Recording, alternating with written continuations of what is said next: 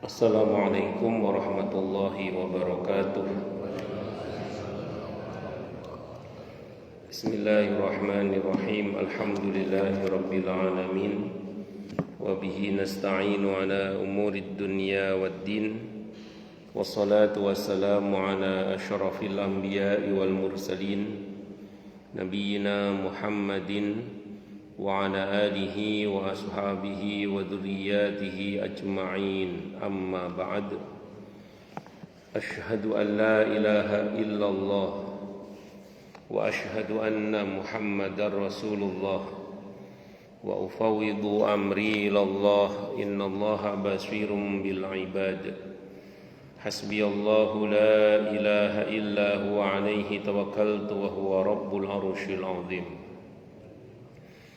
قال الله تعالى في كتابه الكريم حكاية عن نبي الله موسى عليه السلام رب اشرح لي صدري ويسر لي أمري واحلل عقدة من لساني يفقهوا قولي. Para alim, para asatidah, para bapak dan ibu sekalian, hafidhani wa hafidhakumullah, bil khusus segenap pengurus Masjid Baitur Rahman, yang semoga pengurusnya dan jamaahnya semoga semuanya saja selalu dalam naungan rahmat, barokah, perlindungan serta bimbingan Allah Subhanahu wa taala. Amin. Allahumma amin insyaallah. Dan tentu wabil khusus para asatid, Ustaz Azmi Daud dan para asatid yang lainnya, semoga Allah anugerahi shihah wal afiyah dan terus bermanfaat bagi agama dan umat ini la yaumil qiyamah. Amin. Allahumma amin insyaallah. Allahumma inna nas'aluka ilman nafi'an. Allahumma inna nas'aluka ilman nafi'an wa rizqan thayyiban wa amalan mutaqabbala wa fatahallahu alaina futuhal arifin. Allahumma inna na'udzubika min ilmin la yanfa' wa amalin la yurfa' wa qalbin la yakhsha' wa du'a ila yusma'.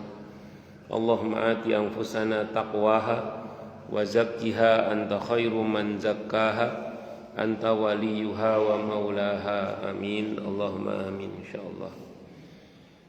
Masih melanjutkan kajian kita kumpulan Sahih Hadis Qudsi. Sekarang hadis yang ke-78. Hadisnya hasan dari Abi Hurairah radhiyallahu anhu dan Abu Sa'id Al-Khudri radhiyallahu anhu. Keduanya atau beliau berdua menuturkan qala telah bersabda siapa Rasulullah sallallahu alaihi wa alihi wasallam. Apa sabda beliau? Yu'ta bil abdi, seorang hamba didatangkan yaumal qiyamati, pada hari kiamat. Fayaqulullahu lahu, maka Allah berfirman kepadanya, alam aj'al laka sam'an wa basaran, bukankah aku telah menjadikan untukmu pendengaran dan penglihatan,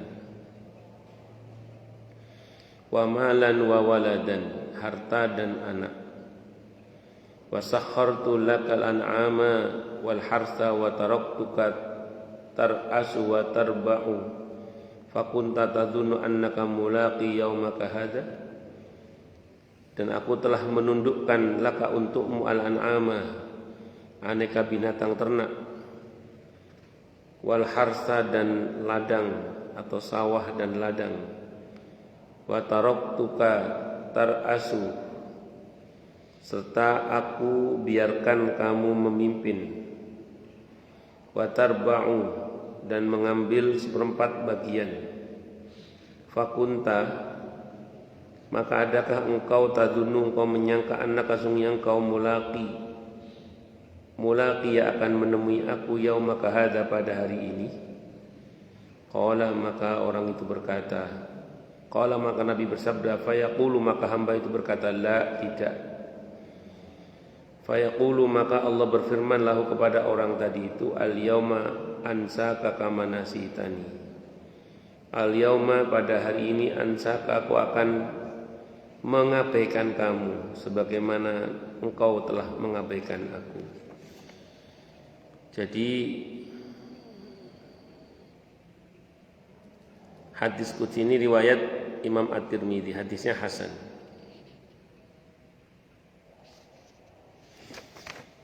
Karena dia di dunia telah lalai dari perjumpaan dengan Allah, karena terlena oleh nikmat, maka nanti Allah pun akan mengabaikannya.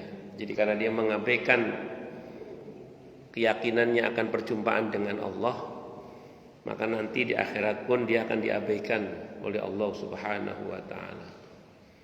Secara umum nanti di mahsyar itu ada orang-orang yang kepadanya Allah berkenan berbicara secara langsung. Allah berkenan menatapnya, memperhatikannya secara khusus maksudnya. Allah berkenan mempedulikan dirinya. Kalau Allah begitu kepada hamba itu, semoga kita termasuk di dalamnya, amin insyaallah, maka selamatlah hamba itu.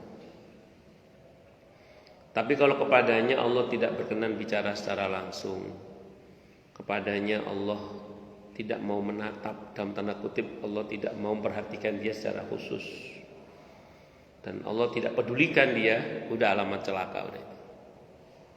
Naudzubillahi min syarri dzalik. Nah, salah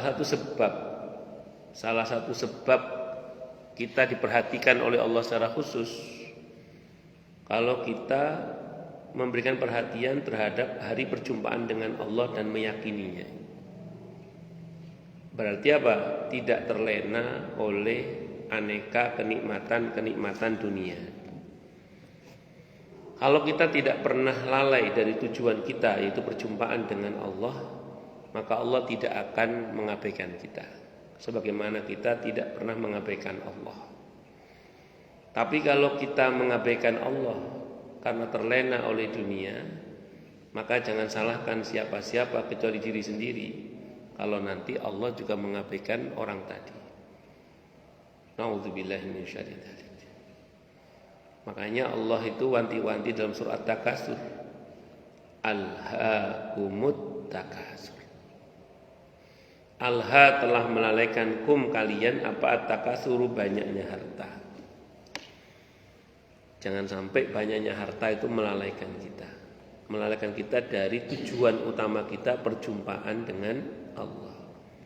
Karena semua kita ini mengarah kepada tujuan kita. Inna lillahi wa inna ilaihi raji'un. Sungguhnya kita ini semua milik Allah, dan semua kita akan kembali kepada Allah Subhanahu wa ta'ala. Sehingga karenanya kalau kita pahami ini betul-betul, maka kita tidak akan berbuat apapun kecuali orientasinya akhirat, kecuali orientasinya adalah perjumpaan dengan Allah, ridha Allah, cinta Allah, rahmat Allah. Karenanya ketika ada orang yang berhaji, terus kemudian orientasi hajinya hanya duniawi ansih dalam harapannya, itu Allah tegur dengan mengatakan Rabbana atina fid dunya wa ma lahu fil akhirati min khalaq. Kalau orang orientasinya cuma dunia, akhirat enggak dapat, kata Allah dalam ayat itu. Dan Allah ajarkan yang lebih baik, Rabbana atina fid dunya hasanah wa fil akhirati hasanah wa qina adzabannar. Dan hadis ini bukan berarti melarang kita untuk beraktivitas dengan aktivitas duniawi, karena di antara syumuliyatul Islam, cakupan ajaran Islam yang menyeluruh, itu adalah perkara-perkara yang sifatnya itu mengelola harta, itu diantaranya. Dan beberapa ketentuan syariat itu membutuhkan harta. Menjadi muzaki itu wajib kaya. Kalau enggak kaya berarti enggak ada kewajiban untuk zakat. Perjalanan haji, umroh itu tidak hanya butuh tenaga, itu juga butuh biaya. Apalagi perjuangan di jalan Allah, bikin pesantren, madrasah, dan aneka kegiatan-kegiatan yang ingin menegakkan kalimat Allah itu ya semuanya butuh biaya. Makanya dalam Islam itu muamalah itu menjadi bagian dari ajaran Islam yang tidak boleh kita tinggalkan, itu seperti itu. Bahkan sebagaimana yang kita ketahui, Nabi itu seusai bikin masjid Quba itu beliau ya buka pasar. Bahkan kalau kita cermati di surah Al-Furqan ayat 20, di antara kebiasaan Nabi adalah keluar masuk pasar untuk ngecek cara bermuamalah orang-orang itu. Dan di surah An-Nur Allah memuji orang-orang yang sibuk dengan pencariannya akan harta tapi tidak melalaikannya dari Allah dan mengingat Allah. Itu dipuji oleh Allah. Makanya saya ulang sekali lagi, bersyukurlah kepada Allah. Kalau kita ini selama ini tidak pernah terlenakan dengan dunia dan tidak pernah terlenakan oleh kehidupan dunia, dengan tetap ingat kepada tujuan kita itu perjumpaan dengan Allah Subhanahu wa taala. Dan sering saya ingatkan di sini, termasuk untuk saya sendiri harus saya ingatkan bahwa kita ini bukan penduduk bumi. Kita ini penduduk akhirat yang masih tinggal di bumi. Nah, itu harus diingat betul-betul. Jadi kita ini bukan penduduk bumi, bukan. Kita ini penduduk akhirat yang masih tinggal di bumi. Karena bumi ini sifat kehidupannya dunia. Jadi dunia itu sifat kehidupan di bumi. Tempat tinggal kita namanya bumi. Sifat kehidupan di bumi ini dunia. Dunia dari kata dana artinya pendek sebentar. Berarti mau atau tidak mau, suka atau tidak suka, dengan senang hati atau terpaksa, kita harus lanjut ke alam berikutnya namanya alam barzah. Itu mau atau tidak mau, suka atau tidak suka, dengan senang hati atau terpaksa, kita semua harus lanjut ke alam berikutnya namanya alam barzah. Karena memang bumi ini bukan tempat tinggal tapi tempat meninggal. Jadi bumi ini bukan tempat tinggal tapi tempat meninggal. Sehingga saya ulang tadi, mau atau tidak mau kita harus lanjut ke alam berikutnya alam barzah. Kalau kita tengok ke belakang ada alam rahim sebelumnya kita tinggal. Ada alam azali ketika kita hanya berupa ruh sebelum dikirim ke sulbi orang tua kita. Al-A'raf ayat 172 itu. Terus alam sekarang bumi yang kita tinggali ini alam ketiga ini. Setelah ini ada barzah, ada hari kiamat, ada yaumul ba'ats, hari kebangkitan, ada mahsyar, ada pembagian rapot, ada hisab, ada mizan, ada sirat, terakhir surga neraka. Jadi ke depan ini perjalanannya masih jauh lebih panjang, bukan jauh lebih panjang. Dan semua kita pasti melalui semua itu. Karena itu satu hal yang meyakinkan kematian itu. Dan semua kita akan lanjut ke alam berikutnya. Namanya alam apa tadi? Barzah dan seterusnya itu. Hanya endingnya aja kita nggak tahu, surga atau neraka ya. Semoga untuk kita surga tanpa hisab, tanpa adab. Amin. Allahumma amin insyaallah. Mudah-mudahan. Nah, kalau kita sadar ini, aneka kemewahan, keindahan dan kesenangan duniawi itu tidak akan melalaikan kita. Sehingga ya usaha apa saja yang dipikir ini Allah ridho apa tidak. Usaha apa saja yang dipikir ini Allah ridho apa tidak. Allah murka apa tidak. Ini berpahala apa berdosa. Itu dipikir itu. Kenapa? Karena orientasinya dunia dan akhirat. Ya, orientasinya apa? Dunia dan dunia hasanah, akhirat apa? Hasanah. Makanya orang beriman kalau berbisnis, dia tidak hanya bicara untung rugi, tapi dia bicara dunia akhirat.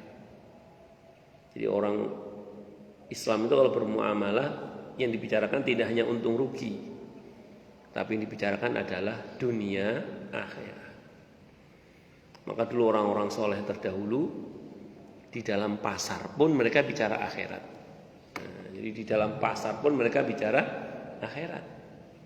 Sementara orang yang imannya lemah di dalam masjid pun ngomong dunia. Nah, itu. Makanya orang beriman itu punya semuanya orientasinya tadi fid dunya hasanah wa fil akhirati hasanah wa qina adzabannar. Lah kalau kita selama ini begitu, istiqomahlah. Dan insyaallah itu benar itu. Ya, kalau selama ini orientasi kita dunia hasanah akhirat hasanah, udah itu benar, teruskan itu. Istiqomah. Insyaallah dan semoga kita sampai dengan selamat. Amin Allahumma amin insyaallah. Tapi kalau selama ini kemilau dunia, aktivitas dunia yang kita lakukan itu justru membuat kita semakin jauh dari Allah, berarti ada yang salah dari arah yang kita tuju. Karena berarti telah melalaikan kita dari perjumpaan dengan Allah Subhanahu wa taala. Berikutnya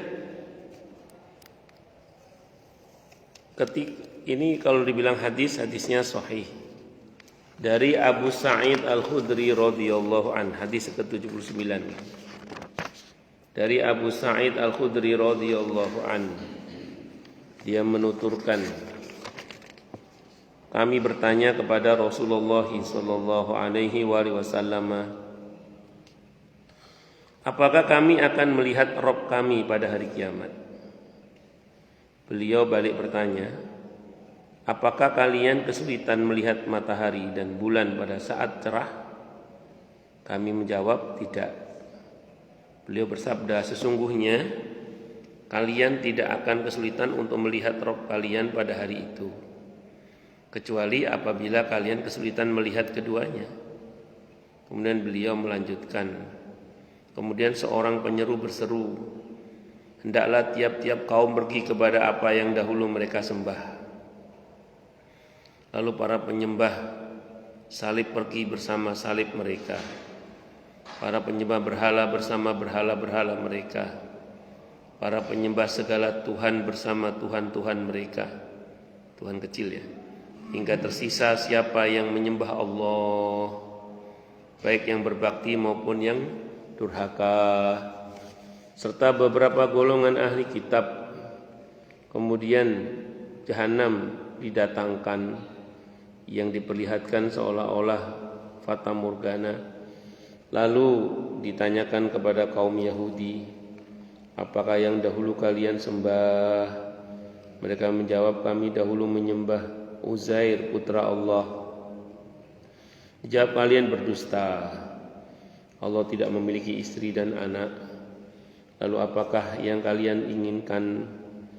Mereka menjawab, kami ingin supaya engkau memberi minum kepada kami. Dikatakan, minumlah. Lalu mereka berjatuhan ke dalam neraka jahanam.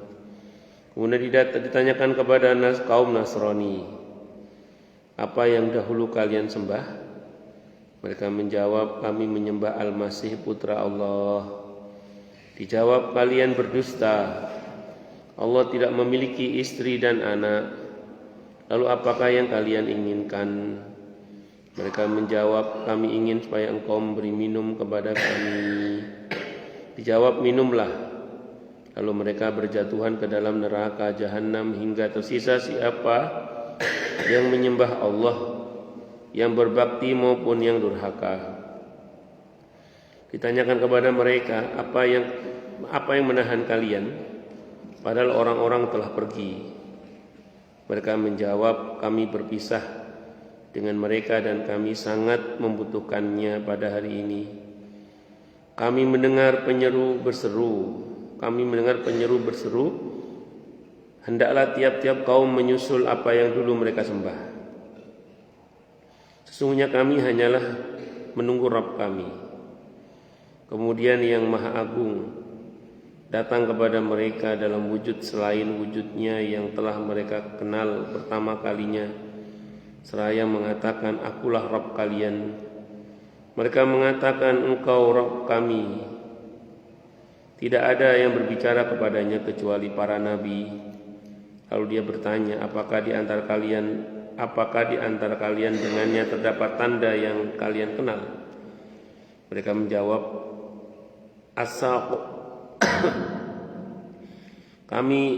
Maka disingkapkanlah dari betisnya, lalu tiap mukmin bersujud kepadanya. Dan yang tersisa ialah orang-orang yang menyembah Allah karenanya. Dan sum'ah, jadi yang menyembah Allah karenanya atau karena orang dan tersisalah, dan yang tersisa ialah orang-orang yang menyembah Allah karena riya, pamrih. Dan sum'ah, mencari popularitas. Setiap kali izin minum dulu nih. Katanya kalau pulang umroh nggak batuk itu onta.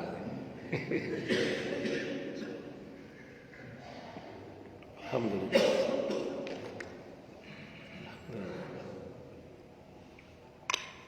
Alhamdulillah.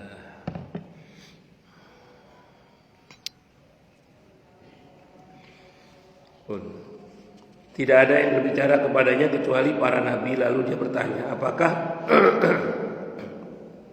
di antara kalian dengannya terdapat tanda yang kalian kenal? Mereka menjawab, as-saq.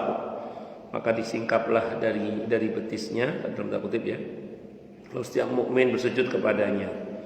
Dan yang tersisa ialah orang-orang yang menyembah Allah karena riya, pamrih, dan sum'ah, mencari popularitas. Setiap kali dia hendak bersujud, maka punggungnya menjadi kaku. Kemudian titian didatangkan, lalu diletakkan di antara kedua dataran jahanam. Kami bertanya, wahai Rasulullah, apakah titian itu? Beliau bersabda, tempat yang menggelincirkan, yang di atasnya terdapat besi-besi runcing dan tajam, yang memiliki duri lancip seperti yang berada di Najd, yang disebut dengan sa'dan. Orang mukmin akan melintasinya seperti sekejap mata, kilat angin, atau seperti kuda dan kendaraan yang paling cepat. Lalu ada yang selamat lagi diselamatkan, ada yang selamat lagi terkoyak, dan ada yang terpelanting jatuh di neraka jahanam, hingga yang terakhir dari mereka melintas dengan ditarik. Tidaklah kalian lebih bersemangat dibandingkan aku dalam menyuarakan hak seorang mukmin kecuali yang maha perkasa yang nyata kepada kalian pada hari itu. Jika mereka melihat bahwa mereka selamat di tengah saudara-saudara mereka yang lain, maka mereka mengatakan, wahai Rabb kami, saudara-saudara kami dulu sholat bersama kami, berpuasa bersama kami, beramal bersama kami.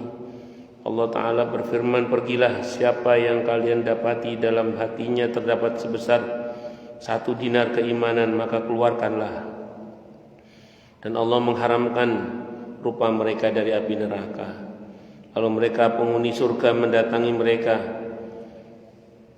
mereka penghuni neraka, dan sebagian mereka telah hangus di neraka hingga telapak kakinya dan hingga separuh betisnya. Lalu mereka mengeluarkan siapa yang mereka kenal. Kemudian kembali Allah berfirman, pergilah, siapa yang kalian dapati dalam hatinya ada seberat 1/2 dinar keimanan, maka keluarkanlah. Maka mereka mengeluarkan siapa yang mereka kenal, kemudian kembali lagi. Lalu Allah berfirman, pergilah, siapa yang kalian dapati dalam hatinya ada seberat biji sawi keimanan, maka keluarkanlah. Maka mereka mengeluarkan siapa yang mereka kenal. Abu Sa'id radhiyallahu anhu melanjutkan, jika kalian tidak mempercayaiku, maka bacalah firman Allah di surah An-Nisa ayat 40 itu, yang artinya sesungguhnya Allah tidak menzalimi seberat zarrah pun, dan jika itu kebajikan maka Dia melipat gandakannya. Lalu para nabi, malaikat, dan kaum muslimin memberikan syafaat. Lalu yang maha perkasa berfirman, syafaatku, kata Allah, masih tersisa. Lalu Dia menggenggam satu genggaman dan neraka, lalu Dia menggenggam satu genggaman dari neraka, lalu mengeluarkan sejumlah kaum yang telah menjadi arang. Lalu mereka dilemparkan ke dalam sungai yang berada di tepi surga, yang disebut dengan air kehidupan Ma'ul Hayah. Lalu mereka tumbuh di kedua tepi sungai sebagaimana biji-bijian tumbuh di air bah. Sesungguhnya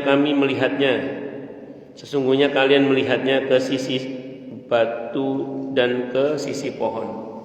Maka yang terkena sinar matahari warnanya hijau, dan yang terlindung dari matahari berwarna putih. Lantas mereka keluar seolah-olah mereka mutiara, lalu pada lehernya disematkan tanda. Selanjutnya mereka masuk surga. Para penghuni surga berkata, mereka adalah orang-orang yang dibebaskan oleh Zat yang Maha Penyayang. Allah memasukkan mereka ke dalam surga bukan karena amalan yang mereka lakukan, dan bukan pula karena kebajikan yang mereka persembahkan. Dikatakan kepada mereka, untuk kalian segala apa yang kalian lihat dan semisalnya yang menyertainya. Ini hadisnya riwayat Bukhari dan Muslim. Bismillah, cukup panjang riwayatnya. Saya mau terangkan dulu. Yang pertama, perjumpaan dengan Allah. Faman kana yarju liqa'a rabbih falyamal 'amalan shalihan wa la yusyrik bi'ibadati rabbih ahada. Surah Al-Kahfi ayat 110. Kaum yang mengingkari perjumpaan dengan Allah, kaum yang mengingkari nanti di surga bisa melihat Allah, itu Mu'tazilah, kelompok rasionalis. Ahlus sunnah mempercayai perjumpaan dengan Allah. Bahkan nikmat terbesar surga itu perjumpaan dengan Allah. Makanya orang-orang soleh itu pengen masuk surga, karena tujuannya itu ya di surga. Karena Allah itu mau menemui hambanya dengan rahmatnya tentunya, itu ya di surga. Bukan berarti Allah tinggal di surga lah, bukan. Tapi salah satu nikmat terbesar surga itu adalah perjumpaan dengan Allah. Surga itu bukan tujuan. Tujuan kita perjumpaan dengan Allah. Dan Allah maunya ketemunya di surga. Makanya kita mohon masuk surga. Dan lebih dari itu, surga itu rahmat Allah. Makanya kita berharap masuk surga. Dan neraka itu murka Allah. Makanya kita berlindung kepada Allah dari siksa neraka. Saya ulang, surga bukan tujuan. Tujuan kita adalah perjumpaan dengan Allah. Dan saya ulang, nikmat terbesar surga adalah perjumpaan dengan Allah. Itu nikmat terbesarnya surga itu. Itu yang pertama dulu. Dan tadi Nabi menggambarkan nanti kita di surga, semoga kita masuk di dalamnya ya. Itu melihat Allah itu sejelas ketika kita melihat matahari tanpa ada mendung atau awan yang menghalangi, atau di hadis yang lain seperti melihat purnama, melihat bulan purnama, tapi tentu matahari yang baru terbit atau akan tenggelam ya, itu jelas. Kalau yang pas siang itu kan gak kelihatan juga. Atau seperti purnama di hadis yang lain yang tidak terhalang oleh mendung sama sekali. Nah, ketika kita melihat bulan, karena ini kalau di dalam ilmu balaghah ada namanya musyabbah, musyabbabih namanya. Ini ada tasbih, penyerupaan. Tapi ini tidak berarti menyamakan Allah dengan bulan atau matahari. Tapi dalam hal cara ini perlu kita pahami. Sambil contoh gini. Ketika kita melihat bulan, kan ada bulan purnama misalnya. Kita melihat bulan. Pertanyaannya, itu asli bulan apa bukan? Asli bulan ya. Itu asli bulan. Pertanyaan berikutnya, apakah begitu wujud aslinya bulan? Tidak. Nanti kita melihat Allah, dan itu asli Allah, bukan Allah yang lain. Bukan apa? Bukan selain Allah, itu memang Allah yang kita lihat. Tapi apakah begitu wujudnya Allah, hakikat zatnya Allah? Kita tidak bisa menjangkau hakikat zatnya, tetap tidak bisa. Karena Allah itu al-wasi', zat yang maha luas. Sementara kita ini makhluk yang syarat dengan limitasi batas. Kita yang terbatas ini tidak pernah bisa menjangkau hakikat zat Allah, tidak bisa. Karena Allah itu al-ali, yang maha tinggi. Begitu tingginya sampai kita tidak pernah bisa menjangkau hakikat zatnya. Namun itu asli Allah. Bukan selain Allah, itu asli Allah. Dan itu nikmat terbesar, yaitu perjumpaan dengan Allah Subhanahu wa ta'ala. Di dalam hadis tentang pasar-pasar surga, Disebutkan bahwa semakin tinggi surga seseorang itu semakin sering perjumpaannya dengan Allah. Maka di antara penyesalan ahli surga yang kelas ekonomi itu adalah karena perjumpaannya dengan Allah itu ternyata tidak sesering yang surganya paling tinggi. Ya, di antara hal yang disesali, tapi bukan penyesalan menderita ya. Ada di hadis tentang pasar-pasar surga itu, ternyata ahli surga itu bisa menyesal juga. Tapi penyesalannya bukan menderita. Mereka sudah bahagia, tapi ingin lebih bahagia. Dalam pengertian ini, ngerti ya ngono rek, tahu gitu dulu saya, tahu gitu saya dulu gitu. Tapi mereka udah bahagia karena di surga kan tidak ada penderitaan, ada hanya kebahagiaan. Cuman diantara yang mereka sesali bagi yang kelas ekonomi itu adalah ketika mereka tahu bahwa semakin tinggi surga itu semakin sering perjumpaannya dengan Allah. Semakin rendah surganya tidak sesering yang tinggi surganya dalam perjumpaan dengan Allah. Allah, bisa dipahami ya? Nah, jadi ini yang pertama dulu. Adapun yang tadi proses pensortiran itu kejadiannya di mahsyar sebelum surga dan neraka ya. Gitu. Jadi beberapa kali Allah menemui makhluknya, ya yang menyembah Allah akan sujud kepada Allah. Yang menyembah Allah dengan riya dan sum'ah dia akan kepelanting. Yang menyembah selain Allah mengikuti sesembahannya.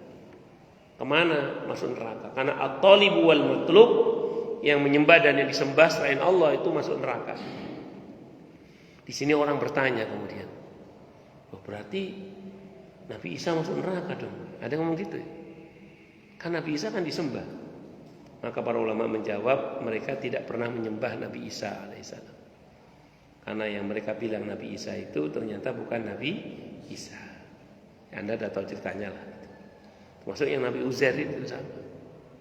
Mereka tidak pernah menyembah Nabi Uzair. Tapi mereka itu, ya saya nggak tahu bagaimana orang Yahudi ya. Karena saya belum pernah lihat ada patungnya Nabi Uzair. Itu seperti itu. Nah, jadi itu diantaranya. Terus kemudian yang kedua, sirat. Sirat titian. Dalam hadis yang lain di Sahih Muslim, sirat itu dibentangkan di atas neraka. Dalam hadis tadi diceritakan, dan neraka itu punya semacam gancu, duri-duri tajam, yang akan menggancu siapapun yang lewat di atasnya. Jadi sirat itu terbentang di atas neraka, jahanam tadi itu. Dan neraka ini punya gancu, punya duri-duri. Yang siapapun lewat sirat, dia akan digancu di neraka untuk ditarik. Maka kata Nabi tadi, orang-orang beriman itu ada yang melintas dengan sangat cepat seperti kilat yang menyambar, angin yang berhembus, kuda yang berlari, orang yang berlari. Tapi ada juga yang terseok-seok, tapi selamat juga. Ada yang dedel duel, selamat juga. Tapi ada juga yang keplanting. Dalam Sahih Muslim yang keplanting jatuh ke neraka. Itu neraka yang paling ringan, paling tinggi, neraka yang paling tinggi, paling dingin. Itu jatuhnya saja itu 40 tahun. Naudzubillah min syarri. Itu jatuhnya belum buk, kan jatuh buk. Nah, untuk bunyi buk jatuh di neraka itu 40 tahun. Hadisnya Sahih Muslim. Naudzubillah min syarri dzalik. Dan siksaan yang paling ringan itu dia disuruh pakai sendal atau alas kaki dari neraka. Cuman pakai sendal aja, cuman otaknya mendidih. Itu naudzubillah min syarri dzalik. Itu neraka yang paling ringan. Naudzubillah min syarri dzalik. Allah.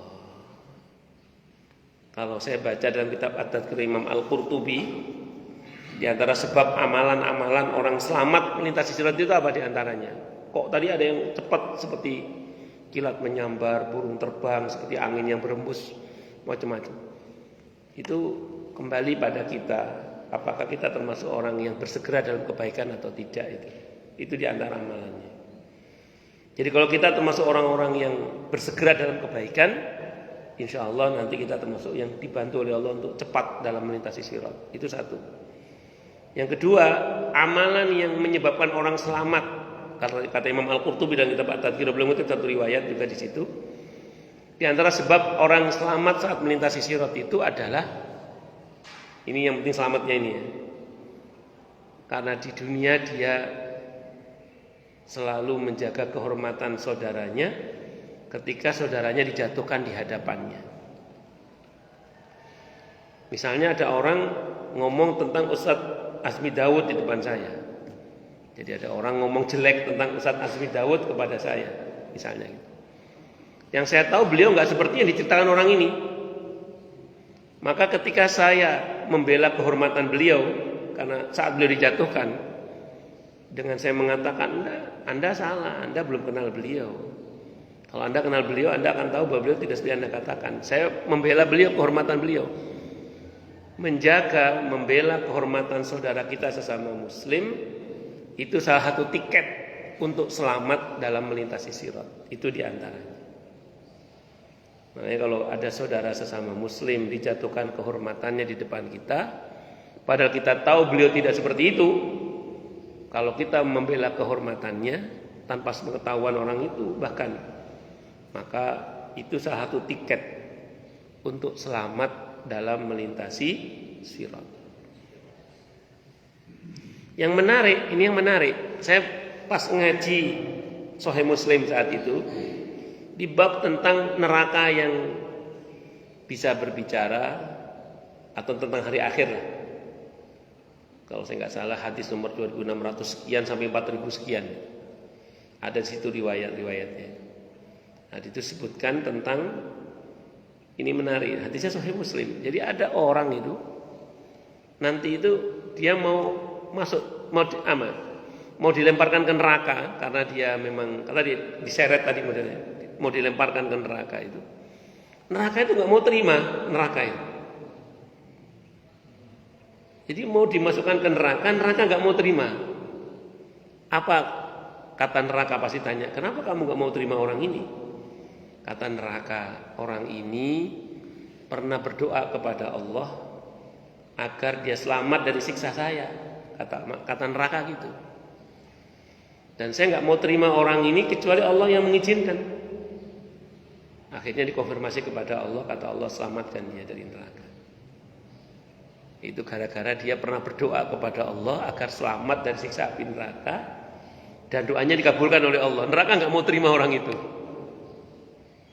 Makanya dalam hadis riwayat Abi Dawud, kalau habis subuh begini atau habis maghrib sebelum ngobrol dengan orang lain, nah itu ada doa Allahumma ajirni minan nar. Kalau habis maghrib Allahumma inni as'alukal jannah, Allahumma ajirni minan nar 7 kali. Kalau kita enggak itu, paling enggak Rabbana atina fid dunya hasanah wa fil akhirati hasanah wa qina adzaban. Ya mosok kita berdoa udah 30 tahun enggak ada yang nyangkut. Insya Allah ada. Makanya jangan meremehkan doa berharap surga dan berharap selamat dari siksa api neraka. Jangan diremehkan doa itu. Hadisnya Sahih Muslim. Hadisnya Sahih Muslim. Yang satu lagi dalam Sahih Muslim juga, ini kejadian menarik soalnya menurut saya itu. Ada orang di dalam Sahih Muslim itu nanti dalam keputusan mahkamah Allah dia diputuskan masuk neraka. Dalam mahkamah Allah dinyatakan dia masuk neraka. Maka orang ini pun akan dilempar ke neraka. Ketika mau dilempar ke neraka, orang ini berkata, lalu dia ngomong. Padahal saat itu kata Allah, la yatakallamuna illa man adzina lahu rahmanu wa qala shawab. Orang ini ngomong, kata orang ini, berarti benar orang ini. Apa kata orang ini? Ya Allah, tidak begini yang kusangkakan tentang dirimu, tidak begini kata dia. Dan Allah berfirman, Allah bertanya, apa yang kamu sangkakan tentang diriku? Dan Allah Maha tahu. Kalau Allah bertanya, bukan Allah tidak tahu, Allah Maha tahu. Ini hanya bahasa administrasi aja. Kata orang ini, ya Allah, selama ini hamba berprasangka baik tentang Engkau yang Maha baik, Maha kasih, Maha sayang, Maha pengampun, dan begitu seterusnya. Orang ini suka husnudzan, baik sangka kepada Allah. maka kata Allah, ya sudah, nggak jadi masuk neraka, langsung masuk surga. Nah, ada yang nanya, loh, kan diputuskan masuk neraka Ustaz ya, kok nggak jadi masuk neraka? Berarti keputusan Allah bisa salah Ustaz ya. Ada yang nanya gitu. Apa berarti keputusan Allah bisa salah? Saya jawab enggak salah. Itu disengaja oleh Allah untuk menunjukkan bahwa orang itu masuk surga bukan karena amalnya, tapi karena rahmat Allah. Mana dalilnya? Ali Imran ayat 185 itu. Faman zuhziha 'anin nari wa udkhilal jannata faqad faz. Dan siapapun orang yang dijauhkan, kalimatnya gitu di Al-Qur'an itu. Dan siapapun orang yang dijauhkan dari neraka dan dimasukkan ke dalam surga, kalimatnya begitu. Faqad faz. Jadi nanti itu memang ada orang-orang tertentu itu yang harusnya masuk neraka, dia enggak jadi karena oleh Allah diselamatkan, dijauhkan dari neraka. Karena husnudzonnya, karena doanya tadi dan beberapa amal-amal yang lain yang mendatangkan rahmat Allah. Nah, kemudian atas keputusan Allah dengan rahmatnya yang maha luas itu, dia dimasukkan ke dalam surga. Jadi ada orang begitu itu. Allahu Akbar. Ya tentu harapan kita semoga kita dimasukkan oleh Allah dalam surganya tanpa hisab, tanpa adab. Amin. Allahumma amin insyaallah. Mudah-mudahan ya. Kita mohon pada Allah begitu. Terus kemudian tadi disebutkan dalam hadis yang sahih juga di sini tentang pentingnya kita punya kenalan-kenalan orang-orang yang baik. Kenal dengan baik orang-orang yang baik, orang-orang yang soleh. Saya sering bilang di mana-mana bahwa jenengan punya komunitas goes, komunitas pingpong, komunitas olahraga nopola, senam tanopo, betul paham belum? Komunitas-komunitas mancing. Selama mubah ya, selama mubah. Silakan, enggak apa-apa. Tapi yang model begini harus ada ini, yang model begini, duduk di majelis taklim seperti ini. Harus ada kita ini dalam komunitas pengurus masjid, pengurus mushola, pengurus majelis taklim, penggiat dakwah, harus ada itu. Di mana kita duduk di majelis-majelisnya orang-orang soleh, orang-orang baik, orang-orang yang orientasinya akhir, harus ada itu. Saya ulangi, monggo punya komunitas yang mubah, silakan, tidak apa-apa. Monggo silakan, macam-macam komunitas orang itu. Tapi yang model begini harus ada. Karena tadi di antara bentuk syafaat adalah ketika seseorang itu sudah masuk surga, dia bertanya kepada Rabbnya, ya Allah, mana dulu yang pernah sholat bareng sama saya, yang dulu pernah puasa bareng sama saya. Itu kata para ulama, itlaqul juz'i iradatul kull. Menyebut sebagian maksudnya untuk semua kebaikan.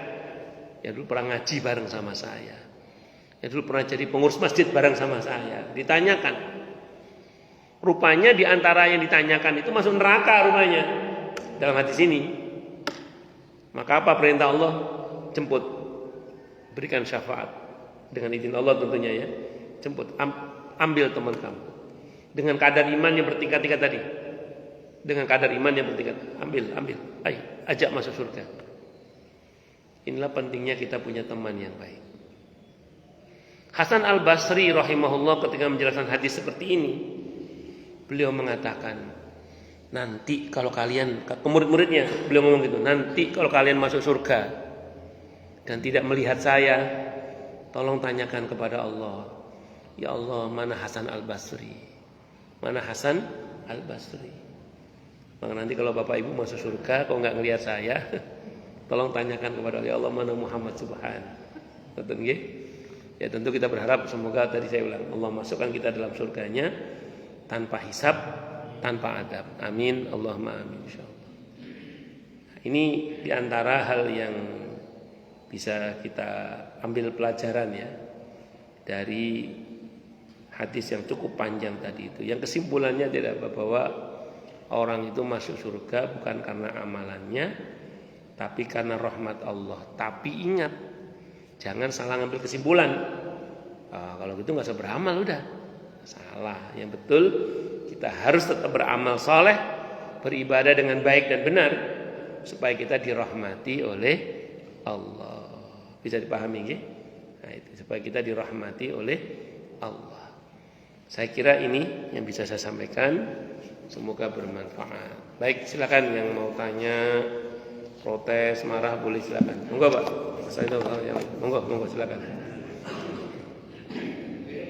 Nggih, monggo.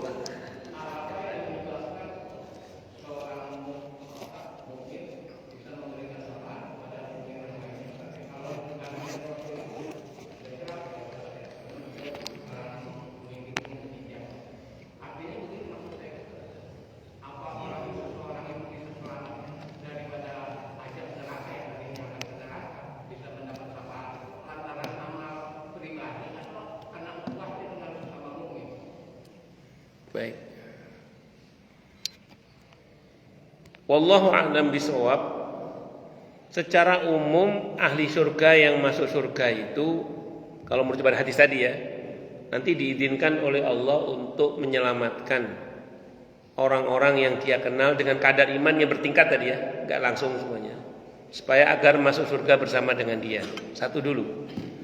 Kalau di hadis yang lain, yang pasti yang bisa memberikan syafaat kepada kerabatnya 70 orang, artinya banyak, itu adalah orang yang mati syahid, gugur di jalan Allah Subhanahu wa taala. Itu hadisnya sahih itu. Orang yang mati syahid di jalan Allah itu bisa memberikan syafaat dengan izin Allah tentunya, saya ulang ya, kepada 70 kerabatnya. Itu kerabat dalam pengertian saudara, terutama saudara-saudara yang dia kenal dalam perjuangan di jalan Allah Subhanahu wa taala.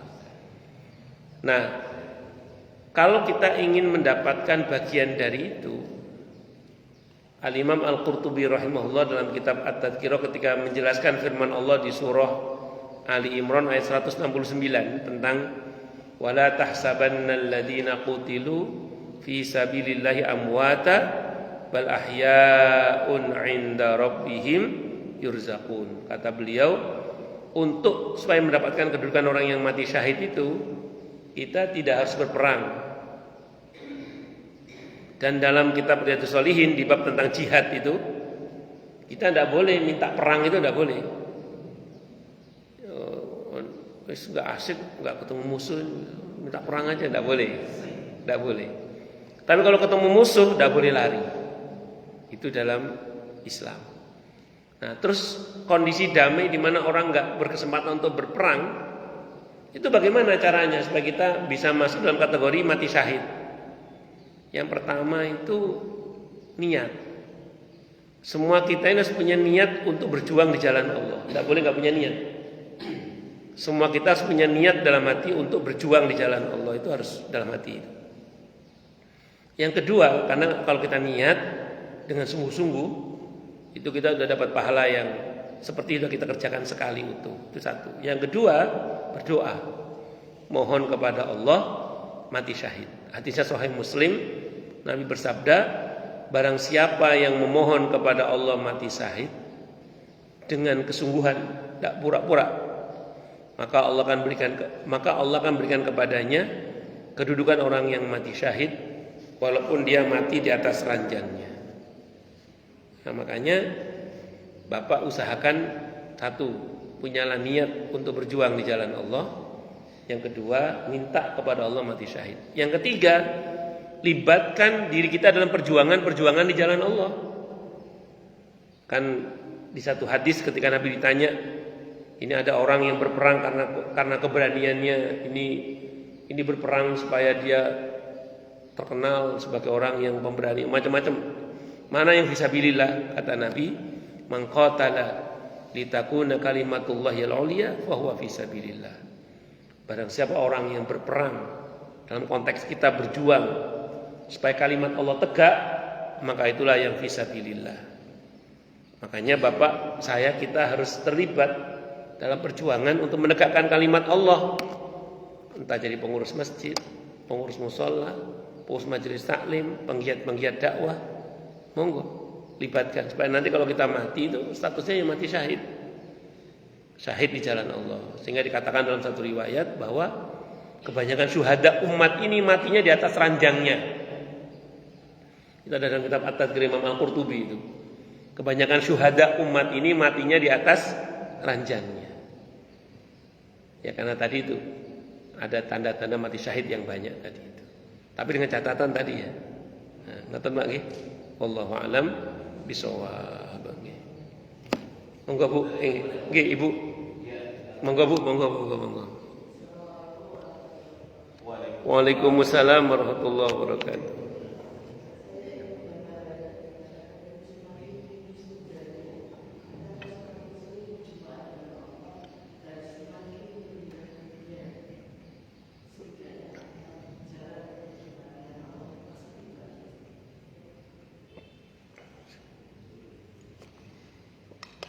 Alhamdulillah. Padahal surga bukan tujuan. Gimana?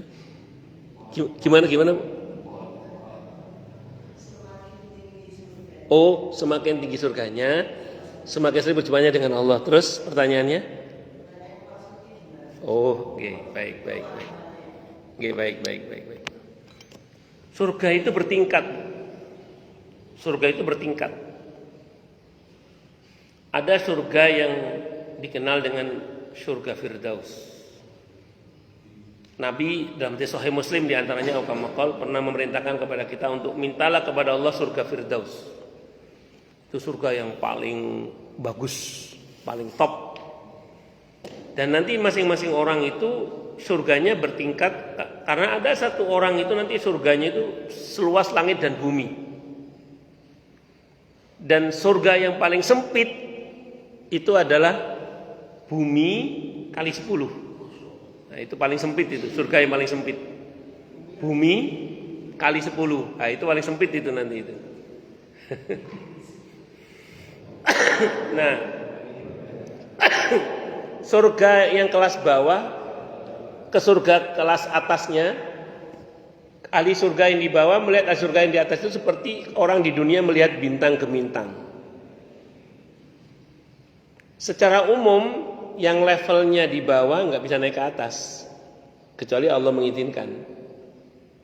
Apa ada Ustaz? Ada. Ketika ada seorang anak masuk surga di kelas VVIP gitu ya, dia bertanya, hadisnya sahih itu. Anak itu bertanya, ya Allah mana orang tua saya? Ternyata orang tuanya di kelas ekonomi. Kata anaknya, saya mau turun. Jangan, kata malaikat. Biar orang tua Anda aja yang naik. Jadi ada yang begitu itu ada. Ini barokahnya anak soleh. Nah, jadi ada kelas-kelas itu Bu. Ada kelas-kelasnya surga itu nanti. Nah, kelas yang tinggi VVIP itu, yang fasilitasnya lux, serba lux itu, semakin lux surganya itu semakin sering perjumpaannya dengan Allah. Semakin kelas ekonomi ya semakin jarang perjumpaannya dengan Allah. Nah, itu taunya itu nanti mereka semua lapisan surga bisa ketemu di pasar-pasar surga. Jadi ada hadis tentang pasar-pasar surga. Itu bisa ketemunya di situ nanti. Nah, di situ mereka saling melihat fasilitas. Oh, ternyata yang kelas VVIP ini fasilitasnya luar biasa. Cuman yang mereka lihat tidak membuat mereka iri. Yang membuat mereka iri dan menyesal itu adalah ketika mereka tahu bahwa ternyata semakin tinggi surganya, semakin sering perjumpaannya dengan Allah. Disitulah ahli surga yang kelas ekonomi itu nyesel. Tapi penyesalannya bukan menderita.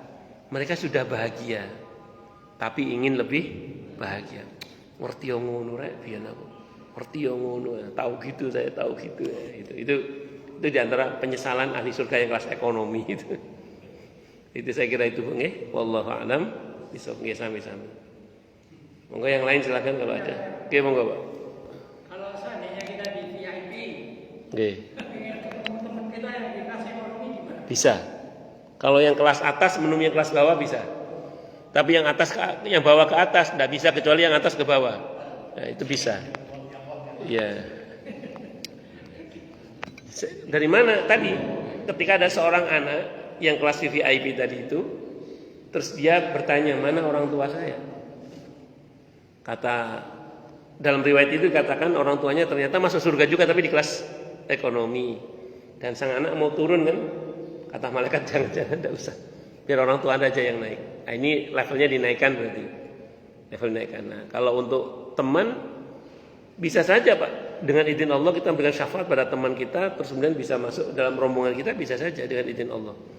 Kenapa? Karena kalau di Az-Zumar Allah katakan wasiqal ladzina taqaw rabbahum ilal jannati zumar. Dan akan digiring masuk surga orang-orang yang bertakwa itu dengan rombongan-rombongannya. Ketika menjelaskan ayat ini dalam sebuah hadis yang sahih riwayat At-Tirmidzi, Nabi bersabda, "At-tajiru saduqul amin ma'an nabiyina wasiddiqina wasyuhada." At-tajiru saduqul amin. Orang yang kaya, yang banyak bersedekah, lagi amanah, tidak khianat. Dia akan satu rombongan dengan para nabi, para siddiqin dan para syuhada. Jadi kita ini Pak, yang bukan nabi, bukan rasul, itu punya kesempatan membersamai para nabi dan rasul di surganya. Tapi tetap fasilitasnya beda, tapi bisa membersamai. Caranya gimana? Jadilah orang kaya yang banyak bersedekah dan amanah. Oh Ustaz, berarti nggak semua kita dong. Oke, ada jalur lain? Ada. Hadisnya Sahih Muslim. Ada beberapa sahabat khidmah menuangkan air wudhu untuk Nabi kita Muhammad SAW. Di antara sahabat Thauban radhiyallahu anhu. So, saya menuang air wudhu beberapa hari Nabi bersabda, "Sal, mintalah kalian hadiah." Mumpung yang nyuruh minta hadiah Nabi, apa kata sahabat itu? Murafaqataka fil jannah ya Rasulullah. Saya ingin menemani Anda di surga ya Rasulullah. Awa ghaira dzalik, apa ada permintaan yang lain enggak? La huwa dzak, tidak itu aja ya Rasulullah. Apa kata beliau? A'inni 'alaika bi kasrati sujud. Bantu saya kata Nabi, supaya nanti kamu bisa bersama dengan saya di surga dengan memperbanyak sujud. Fa innaka idza sajadta rafa'akallah. Karena kalau kau sujud, Allah akan angkat derajatmu. Jadi bisa saja Pak, kita yang tadinya di kelas ekonomi, dengan izin Allah kita membersamai Rasulullah Muhammad SAW, tapi dengan catatan, kata Nabi, bantu saya supaya kamu nanti bisa bersama dengan saya dengan cara seperti itu. Maka dalam hal ini kalau kita punya amalan-amalan yang serupa dengan teman-teman kita yang ujungnya adalah Rasulullah Muhammad SAW, sangat tidak menutup kemungkinan Pak nanti kita bisa berada di surga yang ada Rasulullahnya SAW. Tapi tetap fasilitasnya beda ya. Ya kayak orang tinggal di komplek tertentu kan, di komplek yang sama tapi dalam rumahnya kan beda kan. Tergantung dari ya kemampuannya. Saya kira nggak tahu. Wallahu a'lam bishawab. Nggih monggo Pak. Tanya Pak Ustaz. Nggih. Apakah di surga itu nanti kan kita berkumpul apakah ada kehidupan bertakwa lagi? Bagus. Kehidupan di surga itu Allah gambarkan antara lain. Ini antara lain saja ya. Di surah Yunus, surah ke-10 ayat 10 itu. Ahli surga itu kebiasaan di dalam surga apa? Subhanakallahumma wa tahiyyatuhum fiha salam wa akhiru da'wahum anil hamdulillahi rabbil alamin. Ahli surga itu dikit-dikit subhanallah, alhamdulillah, assalamualaikum. Ahli surga itu. Ahli surga itu dikit-dikit subhanallah, alhamdulillah, assalamualaikum. Ahli surga itu Pak. Oh berarti begini.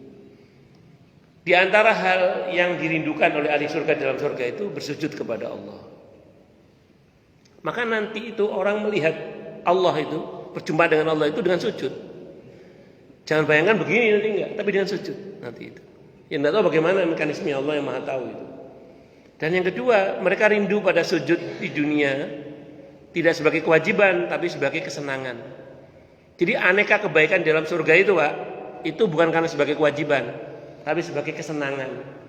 Karena di dunia senang bersyukur, senang bertasbih, senang beribadah, senang sujud, sampai surga pun masih senang begitu.